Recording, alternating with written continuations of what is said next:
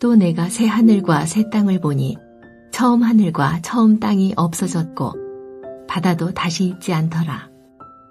또 내가 보매 거룩한 성 새 예루살렘이 하나님께로부터 하늘에서 내려오니 그 준비한 것이 신부가 남편을 위하여 단장한 것 같더라.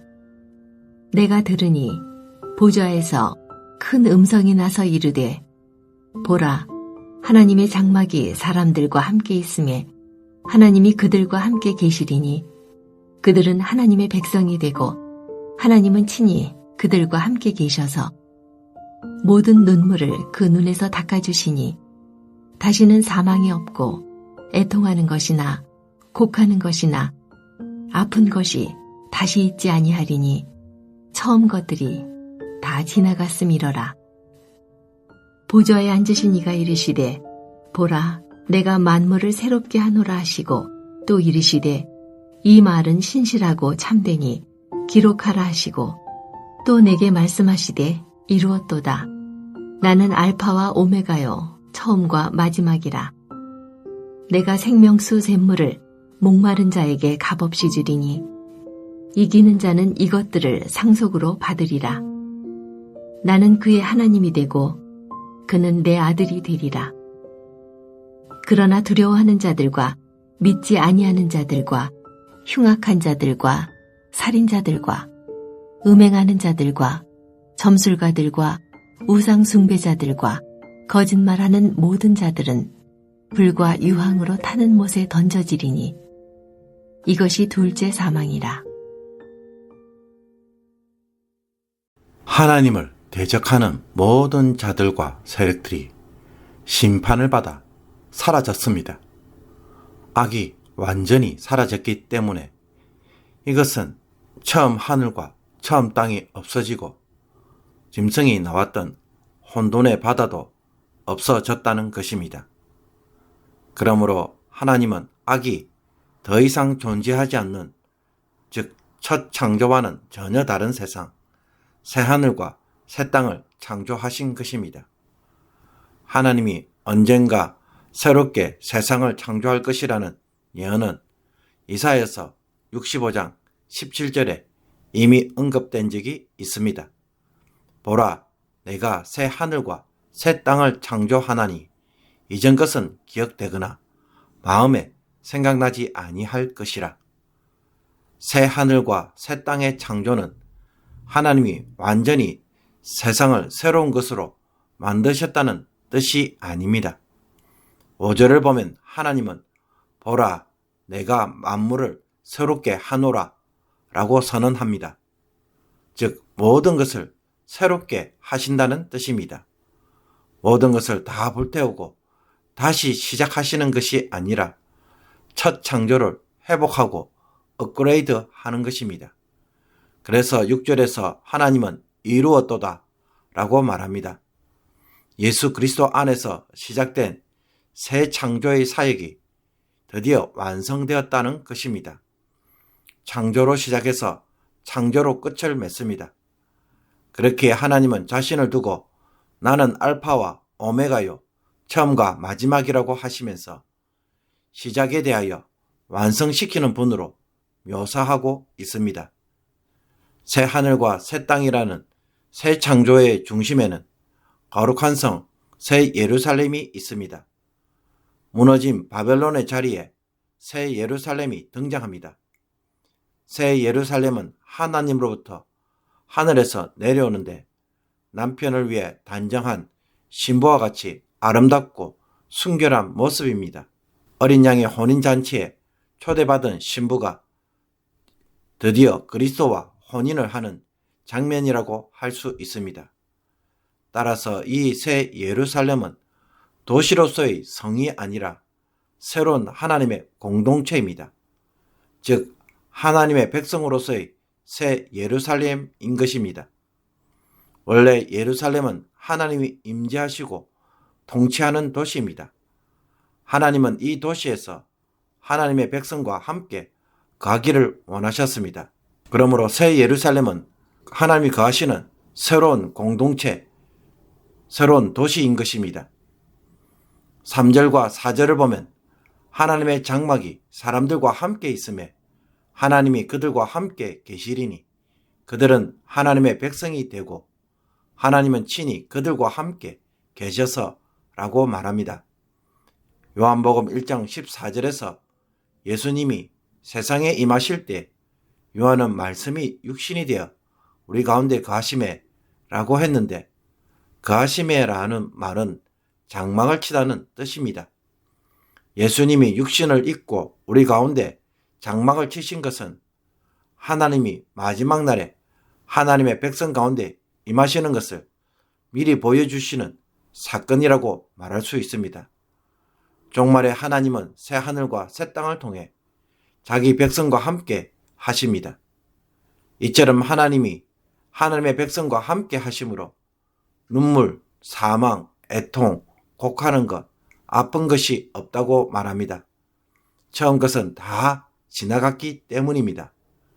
새 창조의 약속이 완성된 것입니다. 이런 하나님의 역사의 완성은 보라 내가 만물을 새롭게 하노라 라는 선언으로 이어지고 이루었도다 라고 선포하고 있는 것입니다. 첫 창조로 시작해서 새 창조로 완성되는 하나님의 이야기는 누가 이 우주를 만드시고 주관하시는지를 명확하게 보여줍니다. 로마 제국, 땅의 사람들, 돈이나 부도 아니고 사탄과 그 무리도 아닙니다. 어린 양이신 예수 그리스도를 통해 세상을 구속해 가시는 하나님만이 온 세상을 주관하시고 완성시켜 나가시는 것입니다. 하나님은 목마른 자에게 값없이 생명수 샘물을 주십니다. 생명수 샘물은 어린 양이신 예수 그리스도입니다. 죽음을 이기시고 영원한 생명의 권원이 되시는 예수님이 이 생명을 주시기에 여기에는 아무 공로도 없이 모두가 마실 수 있습니다.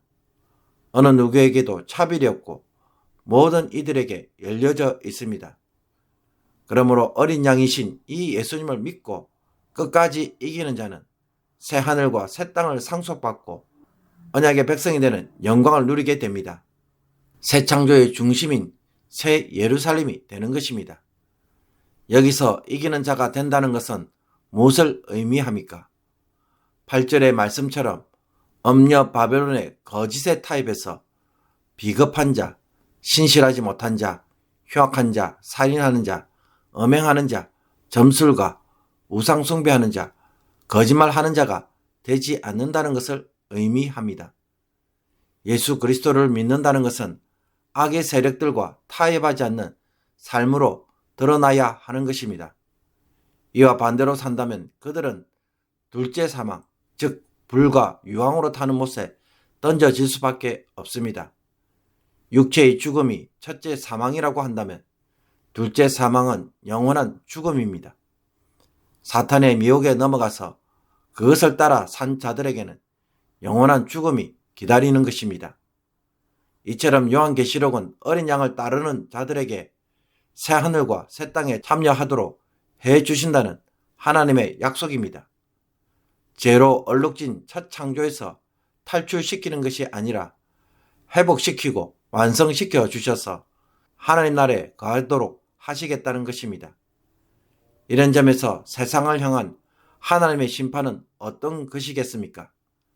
일곱인 일곱 나팔 일곱 대접을 통해 보여주시는 하나님의 심판은 예수 그리스도를 통해 구속하시고 완성시켜 나가시기 위한 통치 행위이자 구원 사역입니다. 땅을 파괴하는 것이 아니라 모든 것을 새롭게 하기 위해 행하시는 심판, 즉 공의를 바로 세우시는 재판 행위입니다. 이런 요한계시록을 단지 하나님의 무서운 심판으로만, 대환란의 사건으로만 이해하는 것은 하나님의 뜻을 오해하고 있는 것입니다. 죄로 망가진 세상에서 예수 그리스도를 통해 행하시는 하나님의 재창조 사역은 모든 성도들이 반드시 동참해야 하는 사역입니다. 예수 그리스도를 믿는 고백 행위로만 끝나는 것이 아니라 세상을 구속해 나가시는 새 창조 사역을 열렬히 사모하면서 도구로 자기를 드릴 때 그 사람이 완성된 미래의 하나님 나라에 참여하게 될 것입니다. 그래서 요한계시록은 이기는 자가 되라고 합니다. 그러므로 악에 동참하여서 이익을 누리기보다는 고난을 받더라도 선을 행하고 그리스도께서 이루시고자 하는 구속의 질서를 자신의 삶에서 바로 세우는 일을 행해야 할 것입니다. 성도는 바벨론의 가치로 사는 자들이 아닙니다. 바벨론 뒤에서 역사하는 짐승은 폭력과 약탈, 경쟁을 통해 억압하고 높아짐을 통해 권력을 행사하는 것에 만족을 둡니다. 포기와 낮아짐은 실패로 간주하고 순종은 약자들의 전유물로 취급해 버립니다. 특히 1등을 추구하고 성공과 돈을 우상으로 삼고 비교와 우울의식에서 삶의 기쁨을 찾는 가치관들의 교회 안에서 오늘날 교회 안에서도 여전히 만연합니다. 교회 안에 바벨론이 있는 것입니다.